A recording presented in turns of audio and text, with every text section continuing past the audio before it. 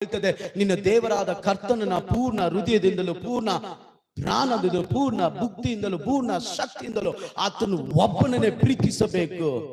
Hallelujah. ಪ್ರೀತಿ ಇದೆಯಾ ಸಹೋದರ ಸಹೋದರಿ? ಪ್ರಾರಂಭದಲ್ಲಿ ಚೆನ್ನಾಗಿ ಪ್ರೀತಿ ದೇವರ ಮೇಲೆ, ಈ ನಡುವೆ ಪ್ರೀತಿ ಕಡಿಮೆ ಆಗೋಯ್ತು, ಎಲ್ಲ ಕಡಿಮೆ ಆಗೋಯ್ತು. ಯಾಕೆ? ಎಲ್ಲ ಬದಲಾಗ್ತಾ ಇದೆಯಲ್ಲ, ಎಲ್ಲ ಚೇಂಜ್ ಆಗ್ತಾ ಇದೆಯಲ್ಲ. ಸೇವೆ ಮಾಡಕ್ ಮನ್ಸಿದ್ಯಾ? ನಿನಗೆ ಪ್ರೀತಿ ಇದ್ರೆ ದೇವರಿಗೆ ಸೇವೆ ಮಾಡ್ತೀಯ.